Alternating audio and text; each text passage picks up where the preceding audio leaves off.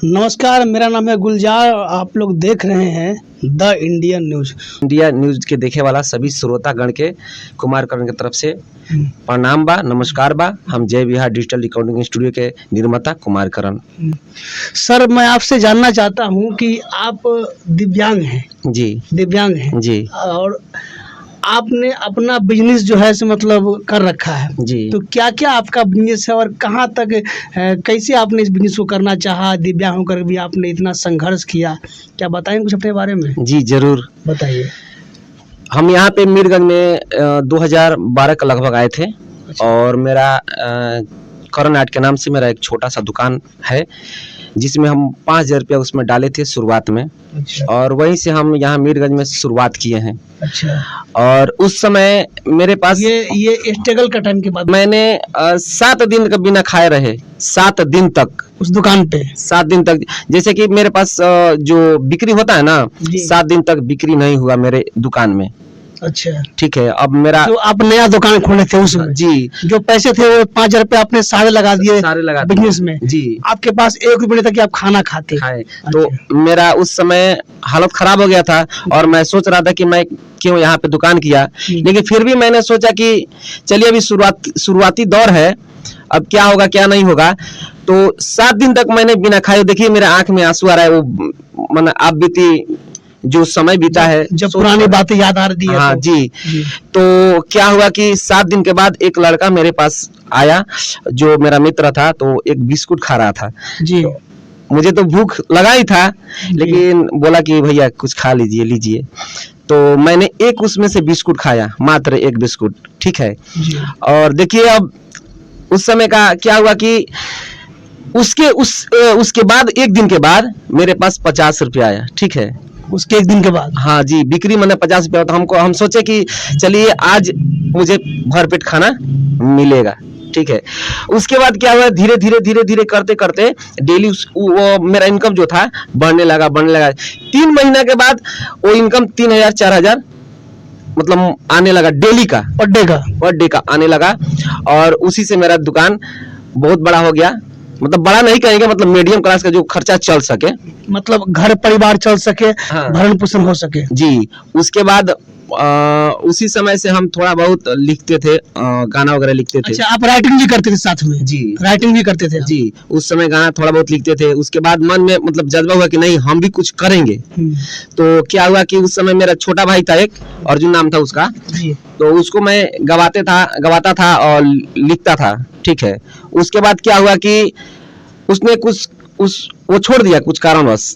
तो मैंने सोचा कि कितना दिन कोई गवाएगा, किसी के पास जाएगा। तो मैंने सोचा कि अपना स्टूडियो डाल दें। अच्छा, आपने अपना स्टूडियो तब निर्णय लिया खोलने का जब वो दूसरे के पास गाना गा रहे थे, तो अपना स्टूडियो खोल के गाया जाए, क्यों ना गाया जाए?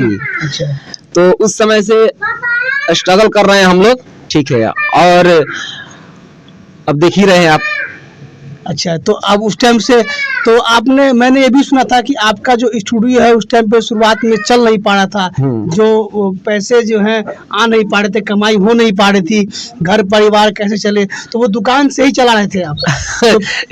ये तो बात आपने सही बोला। ठीक है। क्योंकि शुरुआती दौर में इस लाइन में घर के लोग आने नहीं देते हैं। ठीक है। अच्छा। और क्या हुआ कि हम स्टूडियो तो खोल दिए, लेकिन घर के लोग बोल रहे थे कि नहीं तुम ये स्टूडियो मत चलाओ। ठीक है। तो हम घर के लोग से बोले कि अरे भाई पैसा से मतलब है कि हम जो कारोबार कर रहे हैं उससे मतलब है। ठीक है। अच्छा, ये आप कहीं सीखे हैं या ऑटोमेटिकली धीरे धीरे करते करते आ गया, गाते गाते आ गया? देखिए हम सीखे तो कहीं नहीं है। अच्छा, प्रोफेशनल नहीं सीखे कहीं? नहीं, हम सीखे क्लासिकल नहीं है? क्लासिकल मतलब हम पढ़ाई किए हैं। अच्छा, पढ़ाई कहाँ तक? संगीत सीखे हैं हम, BA तक किए हैं। अच्छा, संगीत में आप मतलब BA तक किए हैं? BA किए हैं। और अच्छा। और इस लाइन से BSc भी किए हैं। अच्छा, BSc भी किए हैं? नहीं, हम ये नहीं कर रहे हैं। जो ये मतलब आप जो ये स्टूडियो खोले हैं तो इसका कैटेगरी अलग होता है। जो आप बता रहे हैं वो सिंगिंग कैटेगरी अलग होता है। ये इंस्ट्रूमेंट है जी। Instrument category. इंस्ट्रूमेंट से हम BA किए हैं। अच्छा, इंस्ट्रूमेंट से किए हैं जी। और पढ़ाई में BSc किए हैं। अच्छा, पढ़ाई में BSc किए हैं जी। और इंस्ट्रूमेंट से BA किए हैं जी। अच्छा, उसके बाद आपने स्टूडियो डाला। अभी आपका कितना इनकम हो जाता है रोज का इस स्टूडियो के माध्यम से? देखिए इस स्टूडियो के माध्यम से अभी तो सब कोई जानता है कि स्टूडियो कैसा चल रहा है। ठीक है। लेकिन हमारा डेली का प्रचार किसी न किसी तरह हम ज्यादातर प्रचार बनाते हैं। अच्छा, ऐड बनाते हैं आप? जी, ऐड ज्यादातर हम ऐड बनाते हैं, तो हमारा कम से कम 2-3 हजार किसी तरह पर डे आ जाता है। अच्छा, ये आपका स्टूडियो कहाँ पड़ेगा? मेरा अगर कोई यहाँ पे आना चाहे तो कैसे आएगा? तो अपना स्टूडियो का नाम, एड्रेस बताइए जरा। जय विहार डिजिटल रिकॉर्डिंग स्टूडियो के नाम से अगर गूगल पे सर्च करेंगे जी, तो ये बता देगा जय विहार डिजिटल रिकॉर्डिंग स्टूडियो। और चाहे अगर आप यूट्यूब पे सर्च मारते हैं जय विहार रिकॉर्डिंग स्टूडियो, चाहे डिजिटल रिकॉर्डिंग स्टूडियो, तभी आ जाएगा। ये पड़ता है जय विहार डिजिटल रिकॉर्डिंग स्टूडियो मीरगंज में, सबिया रोड मीरगंज, गोपालगंज जिला है। गोपालगंज जिला? हाँ जी, थाना रोड है। और सबिया रोड, जो सबिया रोड है ना, जो सबिया हवाई अड्डा, जी, उसी रोड में है थाना रोड, उसी में है यदुनंदन चौधरी का जो मकान है उसी के सामने।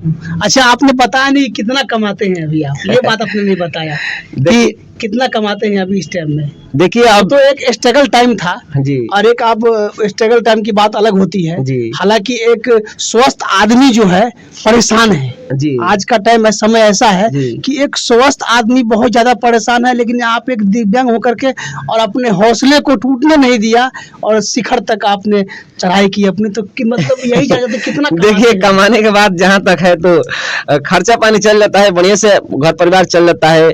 अगर कोई सामान खरीदना होता है तो हम लोग खरीद लेते हैं, काम चला लेते हैं।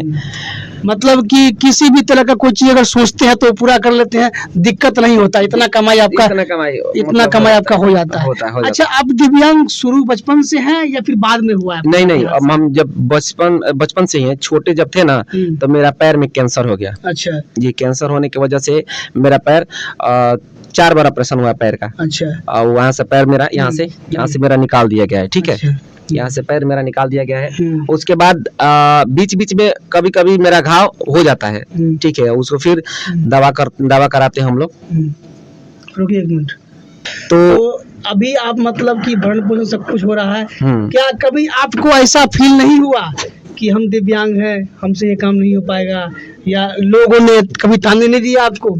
आज की दुनिया ऐसी है कि लोग ताने देते हैं कि आप ये आदमी कैसे आगे बढ़ रहा है, ये तो दिव्यांग है, किस तरह से आगे बढ़ रहा है, क्या वजह है? मैं स्वस्थ होकर भी आगे नहीं बढ़ पा रहा हूँ, लेकिन दिव्यांग होकर भी बहुत कुछ कर दिए जो शायद एक स्वस्थ आदमी नहीं कर सकता। आपने ये बात तो बहुत अच्छी पूछी है। ठीक है जी, आज तक हमें महसूस नहीं हुआ है कि हम दिव्यांग हैं। मतलब एक होता है कि एक दिव्यांग, एक मन से दिव्यांग। आज तक हम अपने मन से कभी दिव्यांग नहीं बने हैं। यानी कि आप तन से हैं लेकिन मन से अपने आप को नहीं मानते। हाँ, नहीं मानते हैं कि हम दिव्यांग हैं। ठीक है, हम लोग 4 भाई हैं। 4 भाई में मतलब हमारे नजर में सबसे अच्छे हम काम करते हैं, सबसे आगे भी हैं, सबसे आगे सब भाइयों से भी आगे भी हैं हम, और सबको लेकर चलते हैं। सबको लेकर चलते हैं। ऐसी थोड़ी बात है हम किसी को नहीं छोड़े हैं।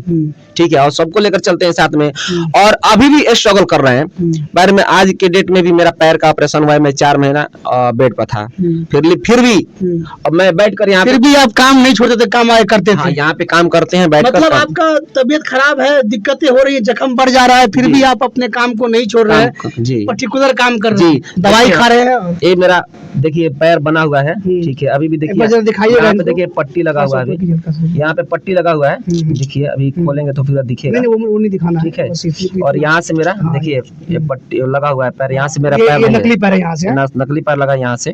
ठीक है, और ये हमको महसूस नहीं होता है कि मेरा पैर इस तरह है, चाहे आज तक किसी को मैंने महसूस भी नहीं होने दिया है, ना घर परिवार में, ना कहीं पर जी। लेकिन आपसे लोग जलते तो होंगे कहीं ना कहीं, आपके आस पड़ोस वाले रिश्तेदार पटीदार कहीं ना कहीं कोई ना कोई जलता तो होगा, ये तो तय है। ये तो देखिए, ये तो परंपरा लोगों की है कि वो न बढ़े, वो देख कर लोग जड़ते हैं। ठीक है, लेकिन उससे हमको मतलब नहीं है। मतलब एक चीज और आपको बता देना चाहता हूँ जी, कि अगर कोई भी आप काम कर रहे हैं तो अब क्या टिप्पणी कर रहे हैं लोग, उस पे फोकस मत कीजिए, क्योंकि आप जो काम कर रहे हैं ना, आप अपने बारे में सोचिए कि हमको क्या करना है, क्योंकि दूसरा के बारे में आप सोचिएगा तो क्या होगा कि उसका समय बर्बाद कीजिएगा, अपना समय खुद बर्बाद कीजिएगा। दूसरे के बारे में आप सोचिएगा तो अपना खुद समय बर्बाद कीजिएगा। तो हम क्या लिए दूसरे के बारे में सोचें, हम खुद अपने बारे में नहीं सोचें। बिल्कुल सही बात। तो दूसरे के बारे में हम क्यों नहीं सोचेंगे, हम अपने बारे में सोचेंगे। अब हमको क्या करना है, हमको आगे क्या करना है, आगे वाला क्या बोल रहा है उससे हमको क्या मतलब है। बिल्कुल बिल्कुल सही बात है। तो अभी आप लोग देख रहे थे हमारे साथ जो है एक अच्छे रिकॉर्डिस्ट, एक अच्छे म्यूजिशियन हमारे साथ में थे, जिनकी आप बीती मैंने आपको सुनाई और देखा कि एक दिव्यांग होकर भी अपने आप को तन से तो दिव्यांग मानते हैं वो, लेकिन मन से नहीं मानते हैं। या नहीं कि हर वो चीज़ से जूझने के बाद भी, सच्चाई यही है कि जूझने के बाद भी अपने आप को, अपने मन को हमेशा वो स्वच्छ और साफ रखते हैं। और अभी शिखर की बुलंदी को वो छू रहे हैं, अपना घर परिवार पूरा। और इनके एक यही बिजनेस नहीं, कई सारे इनके बिजनेस हैं जिनको ये करते हैं। तो आप लोग देख रहे हैं द इंडियन न्यूज, मैं हूं गुलजार। और दोस्तों, हमारे इस चैनल को जितने भी देख रहे हैं, शेयर कीजिए, लाइक कीजिए, सब्सक्राइब कीजिए और अपनी राय, ये वीडियो कैसी लगी कमेंट में ज़रूर बताएं। धन्यवाद।